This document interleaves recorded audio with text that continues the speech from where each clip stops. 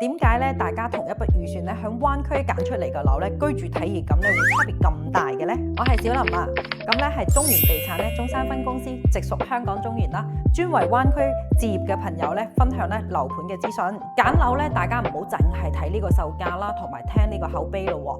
咁咧今日咧我就同大家分享咧行內嘅135呢個揀樓嘅思路啦，方便大家考慮自身嘅情況咧，而去揀唔同片區適合自己嘅單位啦。首先同大家講翻呢個1啦，就係1公里嘅核心片區範圍嘅要求啦。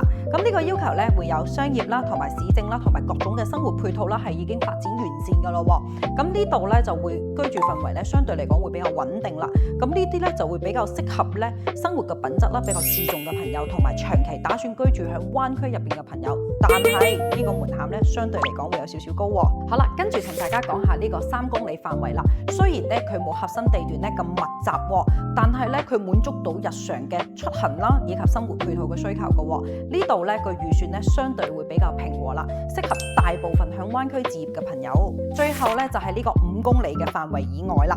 咁呢度咧佢會距離核心地段咧會有少少嘅距離，但係咧對呢個預算有效嘅朋友嚟講咧就會非常之友好啦，因為你可以接受到佢呢一個生活嘅便利啦，同埋交通出行咧有少少嘅距離咧，我覺得呢度咧都會比較滿足到你噶啦。咁當然啦，響核心嘅地段亦都有另外一個產品啦，就係 apartment 啦。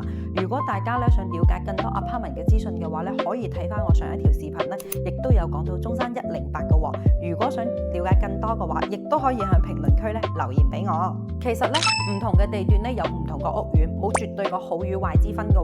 只要睇翻合適自己嘅預算啦，同埋自己嘅生活習慣，仲有你未來嘅生活規劃咧就可以噶啦。如果咧你而家咧仲留意緊呢個灣區嘅樓市啦，咁又唔清楚自己個預算咧可以揀到邊個片區，不妨留言咧講出你個預算啦。記得關注我啦，持續咧會同大家分享呢個灣區嘅樓市資訊。